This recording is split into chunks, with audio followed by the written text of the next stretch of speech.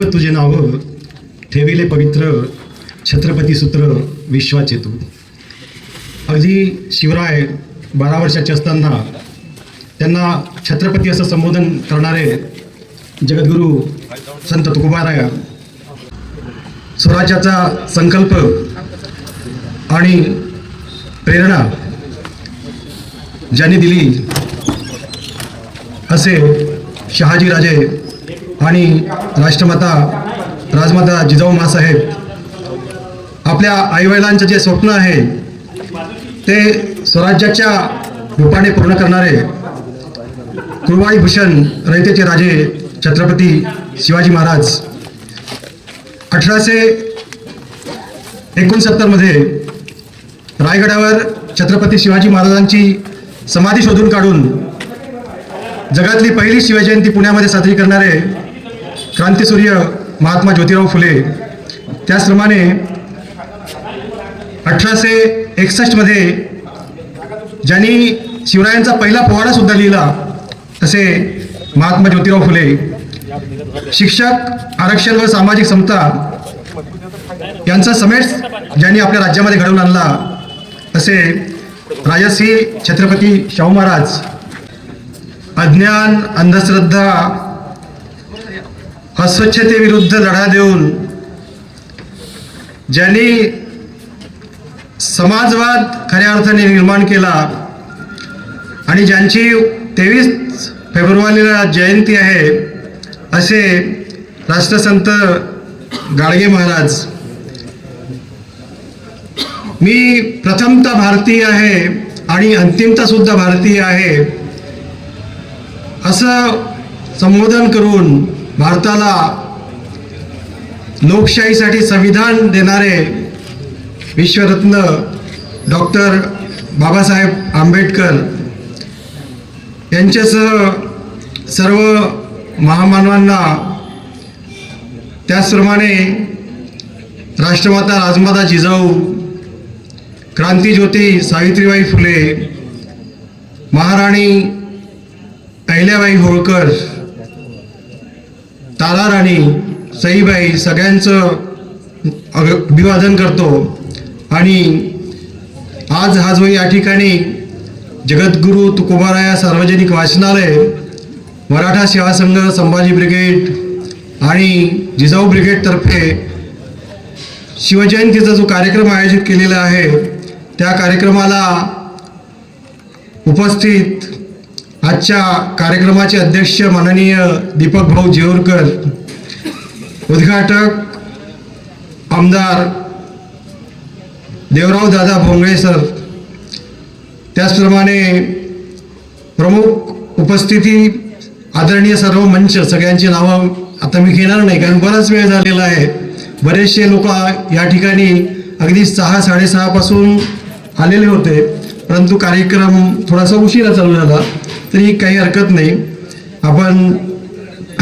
आपण बघतो आहे की मागील काही वर्षापासून शिवजयंतीचे जे कार्यक्रम आहे किंवा अगदी 3 जानेवारीपासून जे कार्यक्रम सुरू होतात, क्रांतीज्योती सावित्रीबाई फुले जयंतीपासून, नंतर फातिमा बीबी यांची जयंती 9 जानेवारीला, नंतर 12 जानेवारी राष्ट्रमाता जिजाऊ माँसाहेब यांची जयंती, असं सारखे कार्यक्रम. आणि हे कार्यक्रम एक नवीन बदल कोणता, तर सर्व जाती धर्माचे लोक एकत्र येऊन या कार्यक्रमाचं आयोजन करतात आणि मोठ्या गुण्यागोविंदाने कार्यक्रम एकत्रितरित्या साजरे करतात.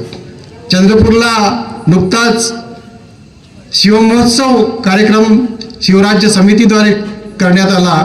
त्याच्यामध्ये सगळ्या ज्या वेगवेगळ्या संघटना होता त्यांचा सहभाग होता आणि एक भरगच्च असा भव्य असा कार्यक्रम. त्याचप्रमाणे साहित्यिक विद्वान ज्ञानेजी महाराव साहेब यांचं प्रबोधनात्मक भाषणसुद्धा भरपूर हजारो लोकांनी त्या ठिकाणी ऐकलं. आणि म्हणून या ठिकाणी आयोजन समितीचे दीपक भाऊ आणि चंद्रकांत भाऊ यांचं सुद्धा आपण टाळ्या वाजवून यांचं स्वागत करायला पाहिजे. त्याचप्रमाणे आमदार साहेब या ठिकाणी आत्ता आले आणि त्यांनी जे इथे विचार व्यक्त केले, खरंच मौल्यवान विचार त्यांनी व्यक्त केले. आणि ज्या गोष्टीची गरज आहे समाजाला आज, त्या गोष्टीसाठी योगदान देणे हे कर्तव्य म्हणून त्यांनी म्हटलेलं आहे की माझं कर्तव्य आहे ते आणि मी ते करणार. आणि त्यांनी अगदी आपल्याला आश्वासन दिलं नाही तर अगदी आपल्या जी काही टीम आहे तिला कामाला सुद्धा लावलेलं आहे आणि नक्कीच ते काम होईल अशी आपण आशा व्यक्त करूया. आणि आमदार साहेबांसाठी सुद्धा त्यांनी जे आपल्याला योगदान जाहीर केलेलं आहे त्यासाठी सुद्धा एकदा आपण टाळ्या वाजवूया. त्याची खूप गरज आहे समाजाला आपल्या. त्याच्यानंतर 400 वर्षानंतर सुद्धा ज्या ज्या महामानवांची आपण जयंती साजरी करतो आहे त्यांच्या विचारांची आज आपल्याला खूप गरज आहे. सत्ता संपत्ती यापेक्षाही महत्वाचा जर विचार कोणता असेल तर तो आहे चारित्र्य. हे जे सगळे महामानव इथे आहेत हे चारित्र्य संपन्न होते आणि त्यांच्या चारित्र्याचा विचार आज सुद्धा आपल्या जीवनामध्ये फार बहुमूल्य असा उपयोगी आहे. आणि म्हणून आज 400 वर्षानंतर सुद्धा आपण त्यांची आठवण करतो आहे, त्यांच्या जयंत्या साजऱ्या करतो आहे. आणि म्हणून हे करत असताना पण एक गोष्ट खूप लक्षात ठेवणं गरजेचं आहे. कोणती ती गोष्ट?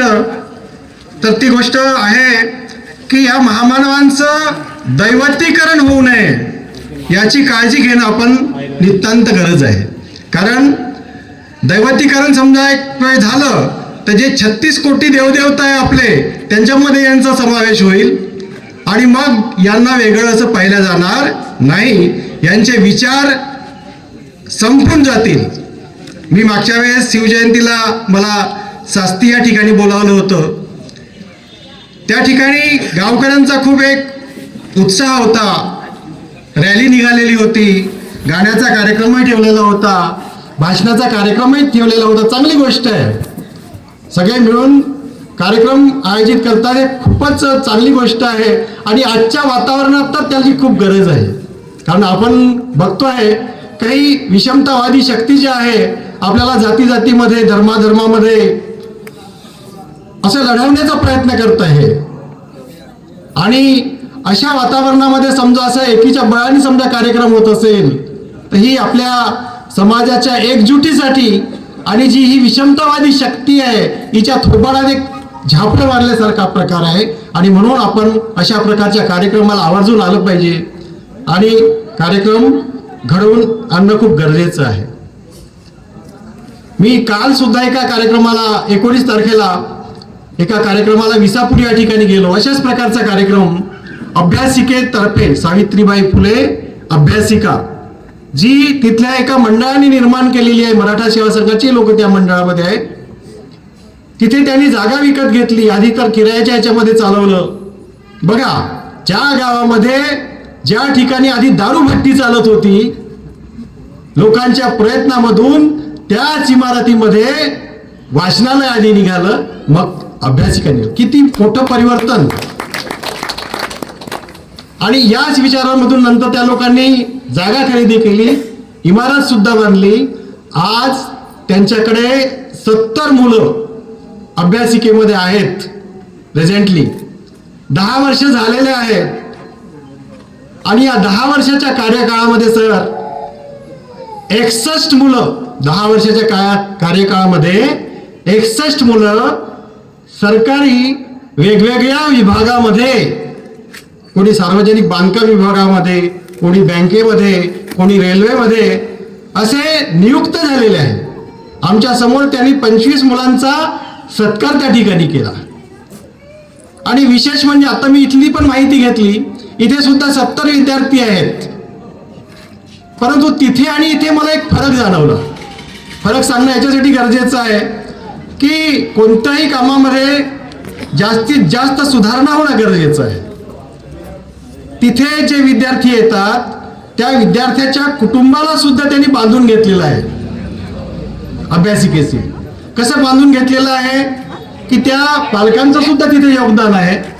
आणि पालकांना पूर्ण जाणीव आहे की माझा विद्यार्थी, माझा मुलगा इथे जातो आहे, मुलगी इथे जाते आहे आणि तिथे पूर्ण वेळ ती बसते आहे. रोज ते अटेंडन्स घेत असतात आणि त्यांच्याकडे 30, मला दाखवली त्यांनी, 30 विद्यार्थ्यांची वेटिंग लिस्ट आहे की 30 विद्यार्थी पुन्हा यायला तयार आहे, पण त्यांच्याकडे जागा उपलब्ध नाहीये. तर आणि म्हणून त्यांनी एक नियम बनवला की महिन्यातले 21 दिवस अभ्यासिकेमध्ये उपस्थित राहणं अगदी गरजेचं आहे. जो याच्यापेक्षा कमी दिवस हजर राहत असेल, दांड्या मारत असेल, तर त्याच्या ठिकाणी आम्ही दुसरा विद्यार्थी तयार, रांगच लागली आहे तिकडे.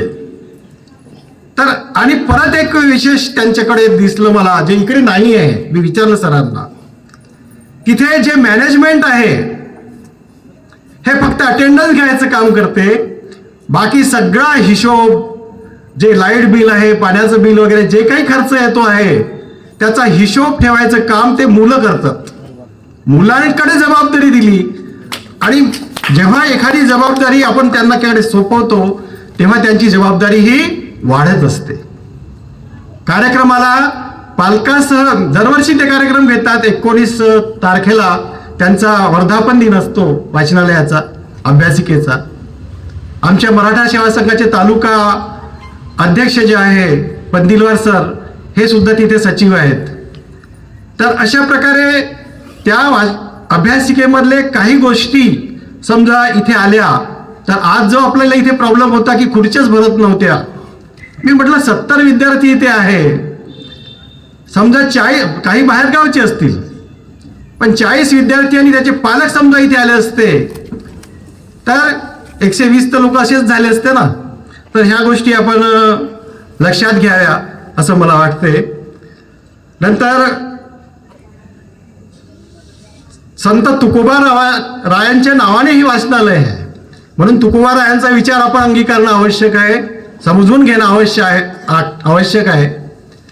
कारण अभ्यासिका हा एक पाया आहे, कोणत्याही गोष्टीचा पाया आहे. पाया समजा मजबूत झाला तर त्याच्यावर उभी होणारी जी इमारत आहे ही सुद्धा तेवढीच मजबूत होत असते. म्हणून संत तुकोबाराय म्हणतात, हालवणी खुंट करावा बळकट, हालवणी खुंट करावा बळकट, मग तयाच्या आधारे सर्वची बरो, त्याच्या आधारे सगळेच बरं होणार आहे. म्हणजे आपला जो कोणत्याही गोष्टीचा जो पाया आहे हा समजा आपण मेहनत करून म्हणा, वेळ देऊन म्हणा, त्याला सर्वस्व लावून म्हणा मजबूत केला. आज विद्यार्थ्यांनी इथे समजा भरपूर मेहनत केली तर होऊ शकते त्यांचं भविष्य उज्ज्वल राहील. तर हाच विचार संत तुकोबारायांनी आपल्या या अभंगामधून सांगितलेला आहे. तुकोबारायांचे जे अभंग आहे हे फार मौल्यवान आहे, एक संपत्ती आहे ती आपल्या जीवनामध्ये. त्यांनी या संपत्तीला भरपूर वाटलेलं आहे आणि तरी पण त्यांची संपत्ती काही संपली नाही. आपण 400 वर्षानंतर सुद्धा ती संपत्ती आपण मोजतो आहे, सांगतो आहे लोकांना, एवढी ती मोठी संपत्ती आहे. आजच्या कार्यक्रमामध्ये मला एक आवर्जून सांगायची गोष्ट म्हणजे आहे, आज आपण बघतो आहे की सामाजिक वातावरण जे आहे फार गंभीर झालेलं आहे. कसं गंभीर झालं? शिक्षणाचे प्रश्न, रोजगाराचे प्रश्न, मुलांच्या लग्नाचे प्रश्न, लग्न झालं तर घटस्फोटाचा प्रश्न, फार गंभीर अवस्था आहे. विशेषतः एक उदाहरण म्हणून सांगतोय तुम्हाला. आजचा पेपर सगळ्यांनी वाचला असेल. मूल जवळ डोंगरगाव नावाचं गाव आहे. एका 35 वर्षाच्या पेटकुले नावाच्या मुलाने, ज्याची पत्नी त्याच्यासोबत राहत नाही, माहेरी राहते, केवळ आईने, 65 वर्षाच्या आईने भाजी चांगली बनवली नाही म्हणून तिला मारलं आणि त्या मारल्यामुळे तिचा भिंतीवर आपटल्या गेली ती आणि तिचा काय झालेला आहे? मृत्यू झालेला आहे. आता हे जे कुटुंब आहे आपण एक समजूया की हे कुटुंब अशिक्षित असू शकते, कमी शिकलेलं असू शकते, ग्रामीण भागातलं आहे. दुसरं एक उदाहरण देतो आहे, जे औरंगाबाद सारख्या शहरातला आहे. तिथे एक राजन शिंदे नावाचे प्राध्यापक, काही दिवसा आधीची घटना आहे, जे जसं शिवमहोत्सव करतात ना, त्या कमिटीमध्ये जे होते, मला वाटतं रोटरी क्लबचे ते अध्यक्ष वगैरे राहिलेले आहे, आणि स्वतः एका मोठ्या कॉलेजमध्ये इंग्रजीचे प्राध्यापक विषय प्रमुख ते होते. एका रात्री काय झालं, प्राध्यापक झोपलेले असताना रात्री 2 वाजता कुणीतरी अज्ञाताने त्यांच्या डोक्यामध्ये एक वजनदार वस्तू मारून त्यांना संपवलं. बघा, एवढा विद्वान माणूस, समाजामध्ये मिसळणारा माणूस, पण त्याचा मर्डर झाला घरी. दुसऱ्या दिवशी आता तेवढा मोठा माणूस असल्यामुळे पोलीस आले, सगळं CID आलं, हे आलं ते आलं, सर्च करायला लागे, कुत्रे वगैरे आणले त्यांनी बघायसाठी. 8 दिवस झाले, 10 दिवस झाले, कुठेही थांगपत्ता लागला नाही की हा मर्डर कोणी केलेला आहे. शेवटी प्रकरण CBI कडे सोपवण्यात आलं. CBI सर्च केला तर मग लक्षात आलं की त्यांचा 17 वर्षाचा एक मुलगा आहे. 17 वर्षाचा मुलगा जो कॉलेजमध्ये शिकतो आहे, परंतु बापाच्या त्रासाला कंटाळलेला आहे. बापाचा त्रास कोणता? अभ्यास करायला लावणे, फालतू मोबाईलमध्ये गुंतून न राहणे, ते पबजी काय म्हणतात, त्याच्यापासून त्याला विरोध करणे.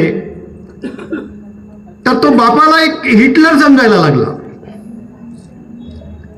म्हणजे मी जे करतो आहे त्याच्यामध्ये तू आळकाठी आणत आहे, हा राग कदाचित त्याच्या डोक्यामध्ये असेल. तर असं लक्षात आलं CBIच्या की त्या मुलाने जिम मधला जो ते वेट लिफ्टिंग असते ना, लोखंडाचं डंबेल, ते आपल्या बॅग मध्ये घालून आणलं, चोरून आणलं, आणि रात्री 2 वाजता आपला बाप झोपेत असताना त्याच्या डोक्यामध्ये मारलं आणि ते डंबेल विहिरीमध्ये फेकून दिलं.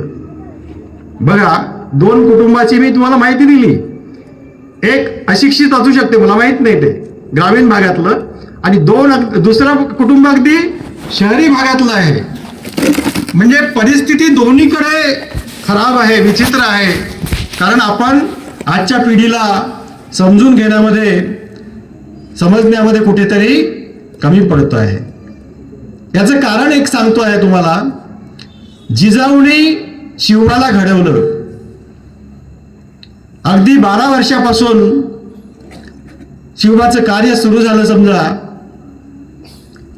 अगदी 7व्या वर्षीच त्यांच्या वडील आणि आईनी त्याला शिवबाला राजमुद्रा दिली आणि सांगितलं की बाबा रे, तुला राजा व्हायचं आहे.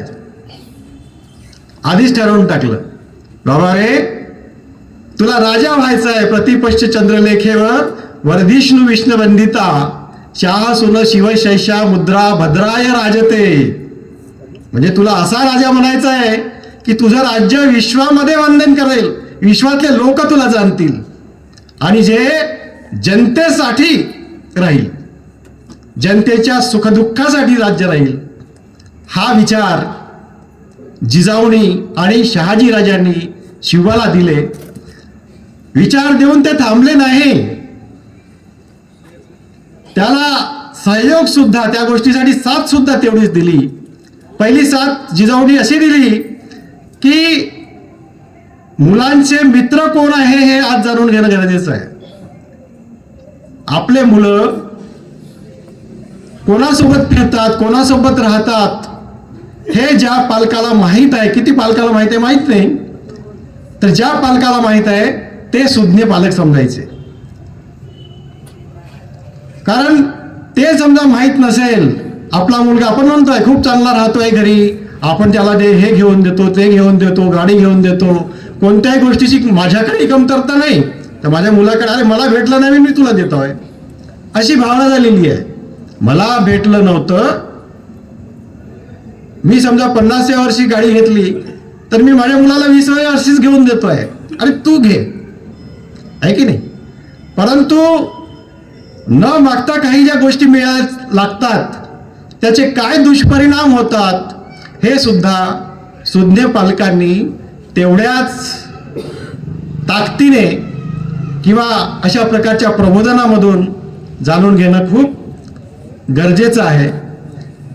तर जिजाऊनी शिवरायांचे मित्र जे होते, जे त्याच्यासोबत फिरायचे, खेळायचे, बागडायचे, डोंगर चढायचे, शेताच्या बांधावर जाऊन कांदा भाकरी खायचे, हे शिवबांनी निवडलेले नव्हते, तर जिजाऊनी निवडलेले होते.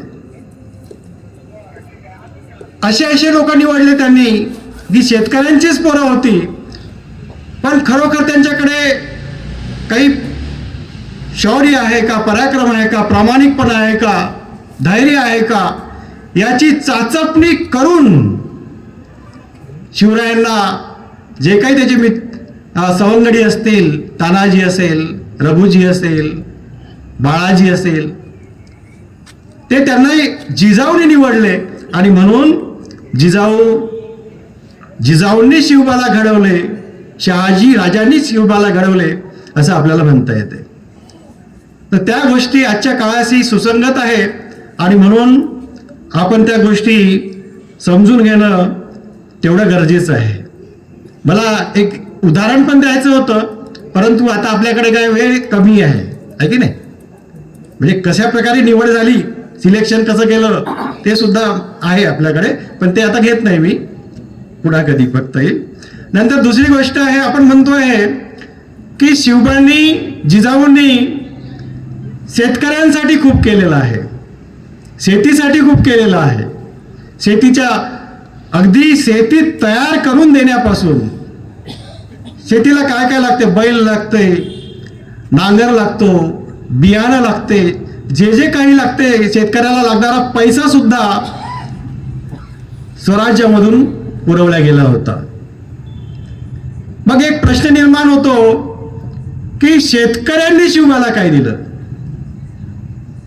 शेतकरी म्हणायचे ना, हे राज्य आमचं आहे, स्वराज्य आमचं आहे, ते अभिमानाने सांगायचे, हे राज्य रयतेचं आहे. असं का सांगायचे ते, याच्यामध्ये एक कारण आहे. नाशिक जिल्ह्यामध्ये 7 माळ्याची पर्वतरांग आहे आणि त्या पर्वतरांगेमध्ये कन्हेरगड नावाचा गड आहे. त्या गडावर एक किल्लेदार, जो 28 वर्षाचा तरुणाबाण व्यक्ती आहे, त्याचं नाव आहे रामजी पांगेरा. अगदी 500-700 मावळे घेऊन तो तिथे थांबलेला आहे. अफजल खान मोहिमेच्या वेळेस रामजीचं शौर्य पाहून त्याला किल्लेदार म्हणून त्याची निवड झाली होती. शिवरायाच्या काळामध्ये चापलुसी चालत नव्हती किंवा तुमच्या इतिहासावरून भविष्य ठरवलं जात नव्हतं. तर वर्तमानामध्ये तुम्ही काय दाखवत आहे, काय शौर्य दाखवत आहे, यानुसार शिवराय त्या व्यक्तीची त्या ठिकाणी काय करत होते, नियुक्ती करत होते. आणि त्यानुसार किल्लेदार म्हणून कन्हेरगडावर कोण होते, 28 वर्षाचा शेतकऱ्याचा मुलगा रामजी पांगेरा. मुघल सैन्याचा सरदार दिलेर खान याची नजर त्या कन्हेरगडावर गेली आणि त्यांनी 30,000 सैन्यासह, बघा गडावर किती लोक होते, फक्त 500 ते 700, आणि मुघलाचं सैन्य किती येऊन राहिलेलं होतं, 30,000ची फौज घेऊन दिलेर खानाने त्या किल्ल्यावर चढाई केली. तरी पण शौर्य बघा, मावळ्यांचं कुठेही कोणीही पळून गेला नाही. अगदी धैर्याने रामजीने 500 लोक निवडले आणि 500 लोकांनी 1.5 दिवसपर्यंत निकराची झुंज देत जवळजवळ 1500 मुघल सैनिकांना लोळवलं. परंतु शेवटी तहान आहे, भूक आहे, झोप आहे, ह्या तर गरजा आहे ना आपल्या, याच्या पुढे त्या मावळ्यांना शरणागती पत्करावी लागली आणि 500 ते 700 लोक मारल्या गेली. किल्ला दिलेर खानाकडे गेला. पण दिलेर खान किल्ल्याच्या पायऱ्या चढताना म्हणायला लागला, या खुदा, शिवरायांचं सैन्य शिवरायाचा मावळा समजा या शौर्याचा आहे, तर शिवाजी राजा कसा असेल, हे त्या दिलेर खानाला म्हणावं लागलं. दुसऱ्या दिवशी रायगडावर खबर पोहोचली की कनेरगड जो आहे किल्ला जाओ, परंतु आमचे 500 ते 700 मावळे तिथे कामाला आलेले आहेत, ठार झालेले आहेत. शिवाजी राजांना खूप दुःख वाटलं आणि म्हणून दुसऱ्या दिवशी त्यांनी आदेश दिला की आपल्याला रामजीच्या घरी जायचं आहे, त्याच्या आईवडिलांची भेट घ्यायची आहे, त्यांचं सांत्वन करायचं आहे. आणि म्हणून शिवाजीराजे गावामध्ये येणार. मला सांगा कधी बंद करायचं, सांगतो. शिवाजीराजे गावात येणार अशी वर्दी मिळाली आणि अवघा गाव जो आहे दुसऱ्या दिवशी वेशीवर, वेशी म्हणजे माहिती आहे ना आपल्याला, गावाचं एक ठिकाण, सुरुवात गावाची, त्या ठिकाणी जमा झालं. शिवरायांच्या स्वागतासाठी जमा झाला की एवढा मोठा स्वराज्याचा राजा आमच्या गावात येत आहे, ही किती म्हणजे अभिमानाची गोष्ट आहे. जसं संत तुकारामाच्या नावाने महाराष्ट्र ओळखला जातो, बघा एका माणसाची ताकद किती असते. छत्रपती शिवरायांच्या नावाने अवघा भारत ओळखला जातो, ती एका व्यक्तीची ताकद आहे. तर वेशीवर सगळं गाव जमा झालं. दुसऱ्या दिवशी सायंकाळची वेळ आहे. छत्रपती शिवराय पांढऱ्या शुभ्र घोड्यावर बसून रामजीच्या गावामध्ये येत आहेत. काठी टेकत टेकत रामजीचे वडील सुद्धा वेशीवर आलेले आहेत आणि रामजीच्या वडिलांना बघून छत्रपती शिवराय घोड्यावरून पायउतार झाले आणि रामजीच्या वडिलांना त्यांनी कवटाळलं, छातीशी धरलं आणि मग तिथून सगळे लोक रामजीच्या घराकडे जायला निघाले, झोपडीकडे जायला निघाले. बघतो तर काय, तिथे 5-6 स्त्रिया आणि रामजीची आई आरतीचं ताट घेऊन उभे आहेत. शिवाजीराजांना आश्चर्य वाटलं. ज्या घरचा एक मुलगा सैनिक ठार झाला, त्या घरचा वडील जो आहे म्हातारा, हा मला तिथे घ्यायला आला. त्या घरची आई जी आहे ही आरतीचं ताट घेऊन माझी आरती ओवायला समोर येते आहे. शिवराय म्हणाले, आई तुझा मुलगा मरण पावला आणि तू काय माझी आरती ओवायते आहेत. तेव्हा ती आई काय म्हणाली माहित आहे तुम्हाला? आई म्हणते आहे, राज, माझा मुलगा शहीद झाला म्हणून तुमचे पाय आमच्या झोपडीला लागलेले आहेत. माझा मुलगा शहीद झाला म्हणून आमच्या 10 पिढ्यांचा उद्धार झालेला आहे. केवढं मोठं मन. म्हणजे आई असावी तर अशी. आणि शेवटी मग शिवाजीराजेही काही बोलू शकले नाही आईच्या समोर. शिवाजीराजाला आरती ओवाळू द्यावी लागली, परंतु आरती ओवाळताना शिवरायांच्या डोळ्यामधून अश्रूच्या धारा लागल्या. का तर या गरीब लोकांना, शेतकरी लोकांना केवढा स्वराज्याचा अभिमान, ही भावना जी आहे की हे राज्य आमचं आहे, हा राजा आमचा आहे, शिवाजी राजा आमचा आहे, आमच्या मातीतला आहे, ही भावना बघून शिवरायांच्या डोळ्यामध्ये अश्रू दाटून आले. शेवटी झोपडीमध्ये गेले. अगदी त्यावेळेस काय राहायचं, सारवण राहायचं, शेणाचं सारवण. बघितलं का नाही तुम्ही लोकांनी? कदाचित नवीन लोकांनी बघितलं असेल. त्या घसरून पडाच्या टाईल्सच बघितल्या. तर त्याच्यावर घोंगडी टाकलेली, घोंगडी बघितली की नाही? घोंगडी टाकलेली आणि जो राजा रायगडावर 32 मन सोन्याच्या सिंहासनावर बसतो आहे, तो त्या गरीब शेतकऱ्याच्या झोपडीमध्ये एका घोंगडीवर खाली बसला. छत्रपती शिवराय आपल्या सेनापतीला सुद्धा सोबत घेऊन गेलेले होते, प्रतापराव गुजर. छत्रपतींनी प्रतापराव गुजर यांना नजरेने आदेश दिला. तेव्हा प्रतापराव गुजर पैसे आणि कपड्याचे भरलेले ताट भेट देण्यासाठी म्हणून समोर आले.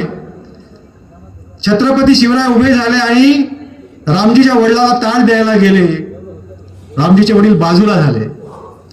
राजव, नको, आम्ही तुमची ही भेट स्वीकारणार नाही. जसं स्वराज्य तुमचं आहे तसं स्वराज्य आमचं सुद्धा आहे आणि म्हणून मी ही भेट नाकारत आहे. परंतु राजा, तुम्हाला जर काय करायचं असेल तर एक काम करा. कोणतं काम करा? राजे बोलले की सांगा, सांगा बाबा, सांगा, तुमच्यासाठी मी काही करायला तयार आहे. आज तुम्ही जो मला स्वराज्याचा हा सन्मान दिलेला आहे, मन भरून आलं. सांगा, बोला, तुम्ही काय करणार? जसा माझा एक मुलगा रामजी स्वराज्यासाठी शहीद झाला, तसा हा समोर जो उभा आहे ना, हा माझा दुसरा मुलगा आहे, विठोजी. याला तुम्ही सैन्यामध्ये घेऊन जा. हीच माझ्यासाठी खरी भेट ठरणार आहे.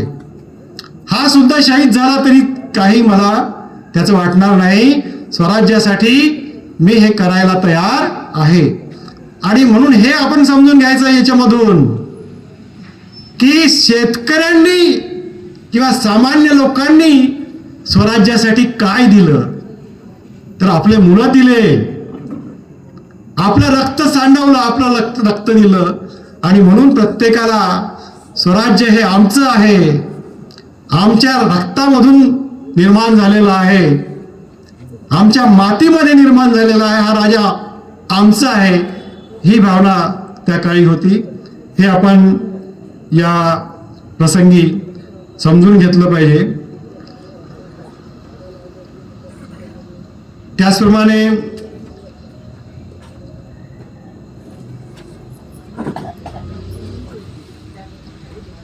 खरी जयंती जी आहे, आज आपण बघतोय की मराठा सेवा संघाचे जे कार्य आहे, आज मराठा सेवा संघासोबत माझ्या वयाचे किंवा माझ्यापेक्षाही वडीलधारी मंडळी जी जोडलेली आहे, ही केवळ आणि केवळ एका विचारामुळे जोडलेली आहे.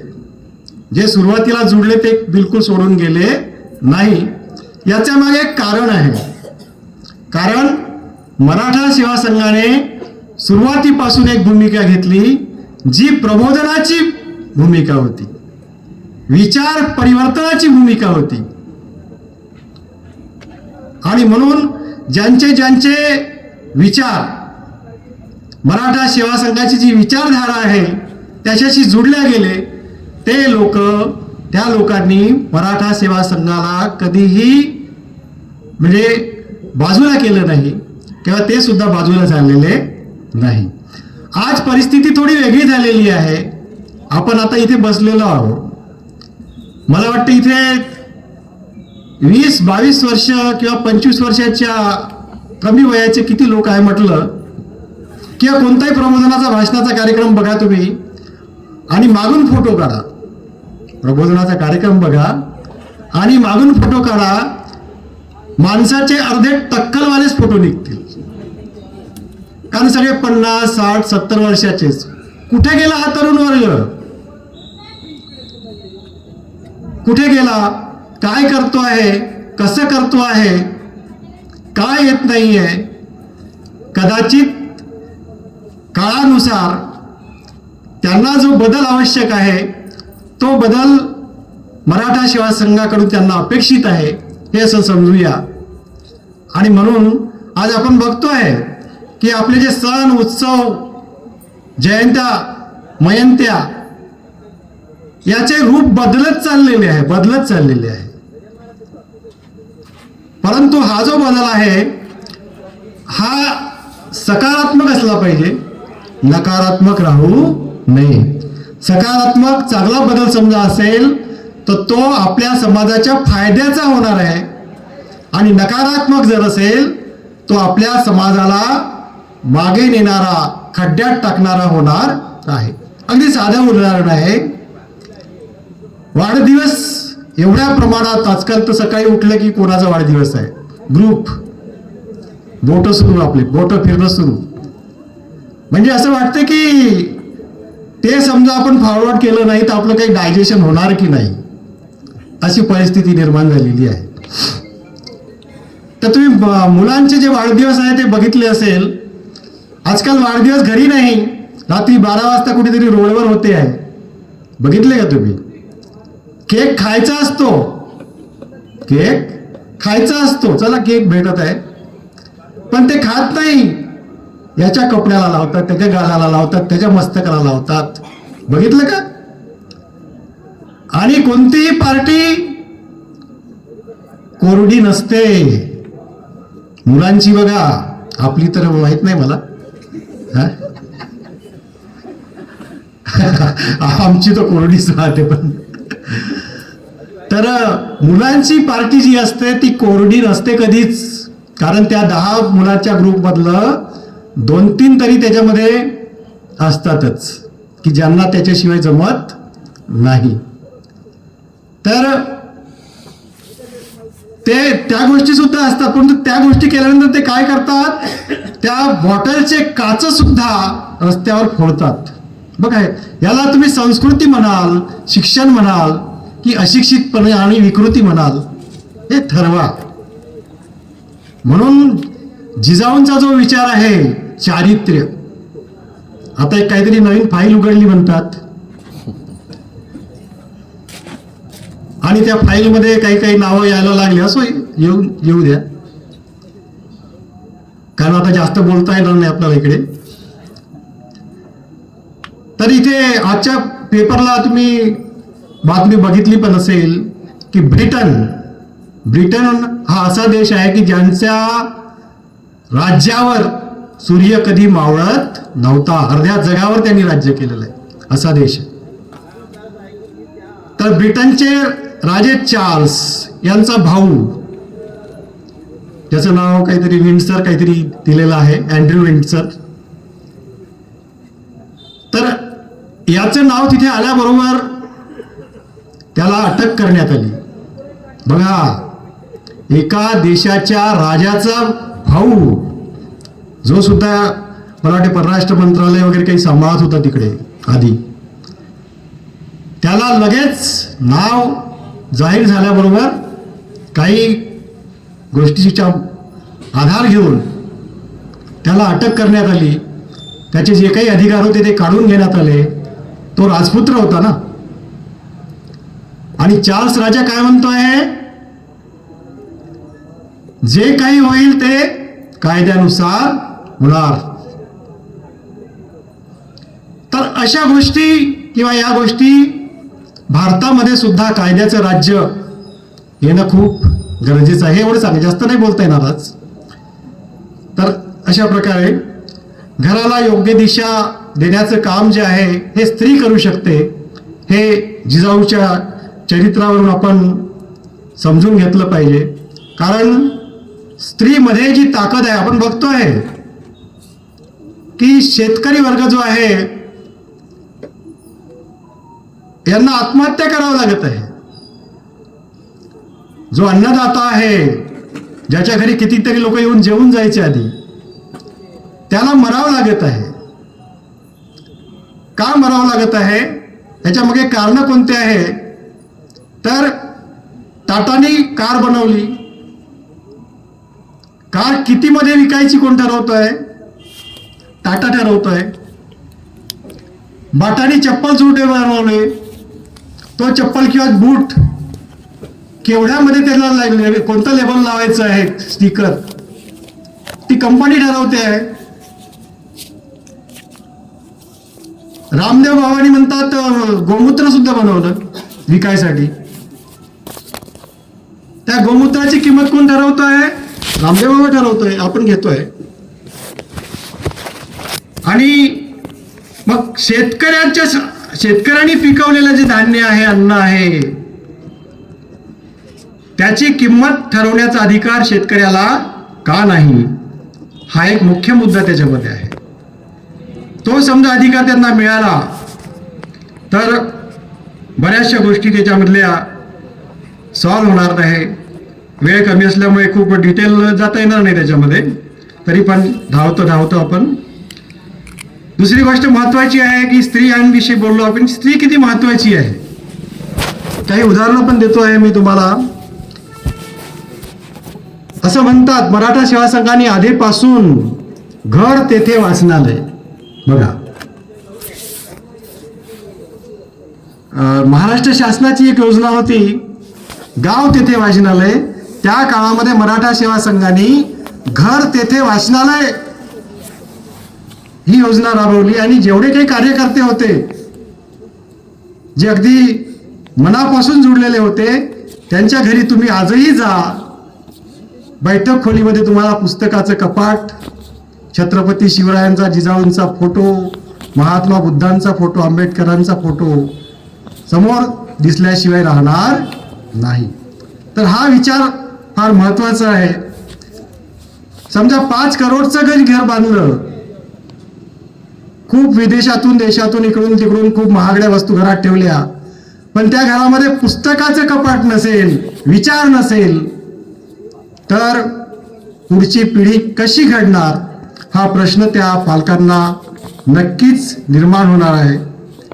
कारण पुस्तकांमध्ये, स्त्रियांमध्ये शून्यातून विश्व निर्माण करण्याची ताकद आहे. कशी? तर आपले जे आयडॉल्स असतात, ज्यांना आपण आदर्श मानतो आहे, त्या आयडॉल्स मध्ये पहिलं समजा नाव आपण घेतो म्हटलं तर छत्रपती शिवरायांचं घेऊ शकतो आपण. त्यांच्याबद्दलची सगळ्यांना माहिती आहे, ते कसे घडले. तशाच प्रकारे आपण आपल्या मुलाला सुद्धा आज छत्रपती शिवाजी महाराज तलवार घेऊन, घोडा घेऊन द्यायची गरज नाहीये. त्याला आपल्याला चांगलं शिक्षण, चांगला संस्कार महत्वाचा आहे, शिक्षणापेक्षाही संस्कार.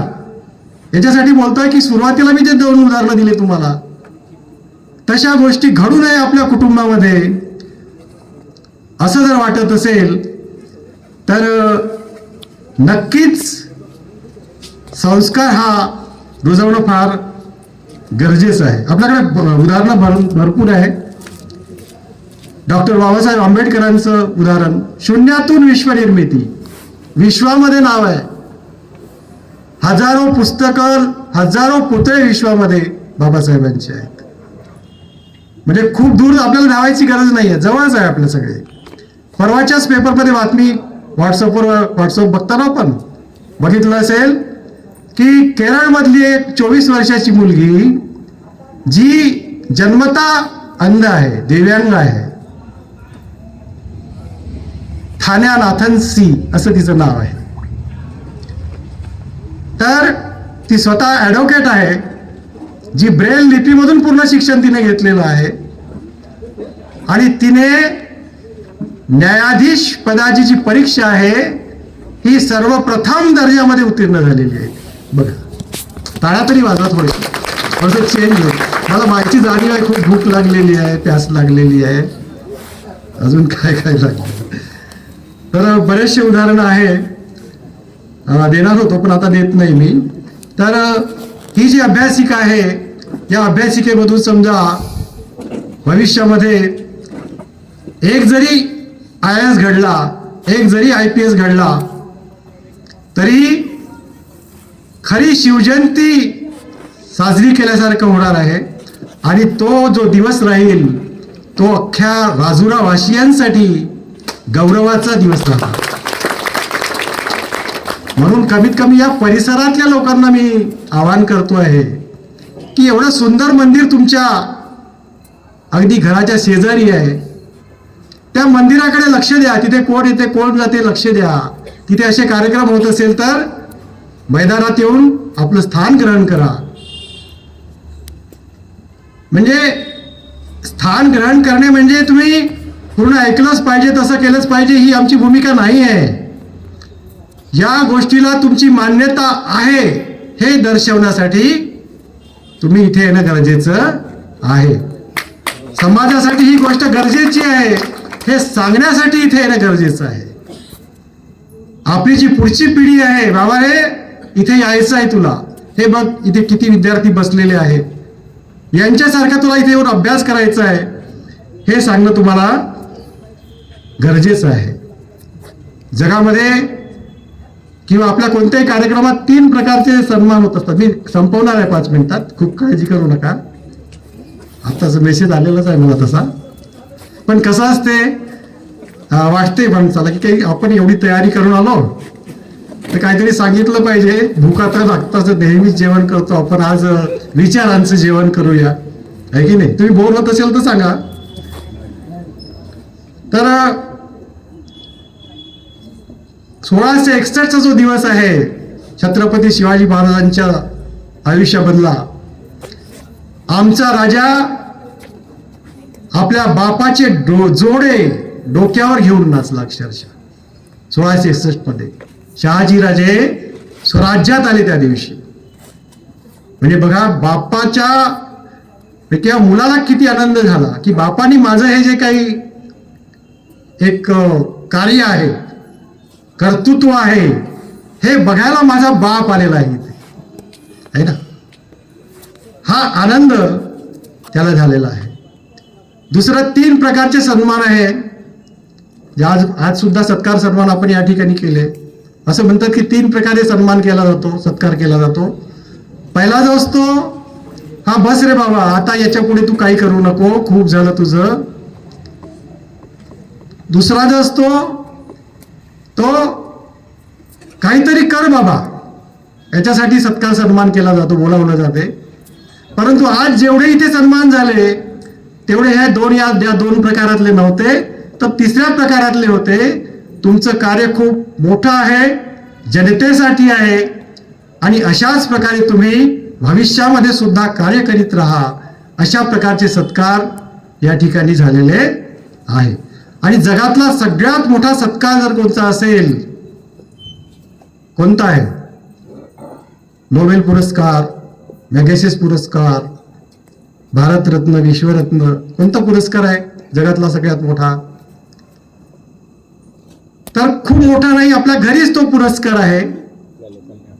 ज्या दिवशी तुम्ही, आता इथे मुलं असणं गरजेचं होतं, आम्ही बापांनाच सांगतोय खूप, जे सगळ्या परीक्षा पास झालेल्या आहेत, आहे की नाही. आता त्यांच्याकडे कोणत्या परीक्षा राहिल्या नाही. फक्त काही लोकांची काळजी राहू शकते की मुलाचं लग्न झालं पाहिजे, आणि झालं तर टिकलं पाहिजे. मेन म्हणजे आजच्या काळामध्ये लग्न होण्यापेक्षा टिकणं ही मोठी गोष्ट आहे ना. तर सगळ्यात मोठा जे पुरस्कार आहे, सन्मान आहे, तो बाबा, मी अगदी पहिल्या क्रमांकाने आयएस झालेलो आहे, IPS झालेलो आहे, परीक्षेत पास झालेलो आहे, हे सांगणं आपल्या आईबापांना. दुसरी गोष्ट, बाबा मला नोकरी मिळालेली आहे आणि हा माझा जो पहिला पगार आहे मी तुम्हाला अर्पण करतो आहे. त्यावेळेस आईबापाच्या डोळ्यामध्ये जे आनंदाचे अश्रू येतील, तो सगळ्यात मोठा पुरस्कार आहे जगातील. तर हे आपण या ठिकाणी समजून घेतलं पाहिजे. तर मी आता कन्क्लुडिंग म्हणजे संपवतो आहे. आपल्या शिवानीताईंनी खूप उत्कृष्ट असं तुमचं जवळजवळ 1 तास त्यांना आपलं सांगावं लागलं सुरुवातीलाच. आता थकून गेल्या असतील त्या सुद्धा. शिवानीताई, खूप छान बोलता तुम्ही. अशाच प्रकारे बोलत राहा, मिसळत राहा समाजामध्ये. आणि आजच्या कार्यक्रमाला मला इकडे बोलावलं आणि बोलण्याची संधी दिली, पण पूर्ण झालं नाही बरं. घाबरू नका, मी आता थांबवणार आहे. तर बरंच सांगायचं होतं, पण एकच सांगा मुलांना, कोणत्याही जातीचा बनू नका, कोणत्याही धर्माचा बनू नका. शिवजयंती म्हणजे केवळ झेंडे लावणे, मोटरसायकलला झेंडे बांधून फिरणे, भगवे कपडे घालून फिरणे एवढा पुरता नाही आहे. छत्रपती शिवरायांकडे जे हजारो मौल्यवान विचार आहे, त्या विचारामधला एक गुण जरी तुम्ही घेतला तरी तुम्ही शिवजयंती साजरी केली आहे असं समजलं पाहिजे. तर एवढं सांगतो आणि सगळ्यांचं मी या ठिकाणी कौतुक करतो आहे. तुम्ही मला ऐकून घेतलं. त्याचप्रमाणे अभ्यासिकेचे ज्या काही सूचना आहेत, थोडंसं मी मॅनेजमेंटला सांगतो आहे की विसापूरची जी अभ्यासिका आहे त्यांचं एक काम बघावं, माहिती घ्यावी. म्हणजे तसंच करा असं नाही, त्याच्यापेक्षाही चांगलं तुम्ही करू शकता. इथे सुद्धा चांगली टीम आहे. फक्त नवीन तरुण मंडळीला सोबत घेणं खूप गरजेचं आहे. आज आम्ही बघतो, आम्ही ज्या ज्या संस्थेमध्ये आहोत, आधी आम्ही त्याचे दरवाजे खिडक्या बंद करून ठेवल्या. काऊन? कॉम्पिटिशन वाढू नये, तो येऊ नये, तो खुर्ची ओढू नये. परंतु त्याचे दुष्परिणाम आज आम्हाला जाणवत आहे की आम्ही आता 65-70 वर्षाचे झालो, काही काही 75च्या वर गेले. आता तिथे 10 वर्षानंतर काय परिस्थिती त्या संस्थेची होईल, अशी अवस्था येऊ नये म्हणून प्रत्येक संस्थेमध्ये तरुणांचा सुद्धा सहभाग असणं तेवढेच गरजेचं आहे. तरुण महिलांचा सुद्धा सहभाग असणं गरजेचं आहे. एवढं बोलतो आणि थांबतो. जय जिजाऊ, जय शिवराय.